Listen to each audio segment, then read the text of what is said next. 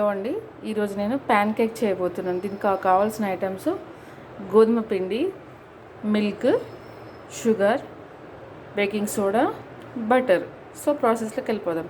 First ఒక బౌల్లో గోధుమ పిండి 2 కప్స్ తీసుకున్నానండి. 2 కప్స్ గోధుమ పిండికి 1 బౌల్ షుగర్ యాడ్ చేద్దాం. ఇప్పుడు సో బాగా మిక్స్ చేసుకుందాం. Half spoon baking soda, butter. ఈ బటర్ మెల్ట్ చేసి వేసుకోవచ్చు, మెల్ట్ చేయకుండా కూడా వేసుకోవచ్చు అండి. నేనైతే మెల్ట్ చేయకుండా వేస్తున్నాను. మళ్ళీ మిక్స్ చేద్దాం. కొంచెం మిల్క్ పోసుకుంటూ మిక్స్ చేయాలి. మిల్క్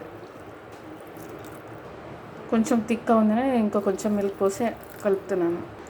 ఇలా ఈ కన్సిస్టెన్సీ వచ్చేంత వరకు కలుపుతూ ఉండాలి. ప్యాన్ పెట్టి వేడయ్యాక ఇప్పుడు బ్యాటర్ని ఇలా సర్కిల్స్గా వేసుకోవాలి. ఇలా లంప్స్ లేకుండా మిక్స్ చేసుకోవాలి. లంప్స్ అక్కడక్కడ ఉండిపోతే అది సరిగ్గా బాయిల్ అవ్వదండి, బాగోదు కూడా. అది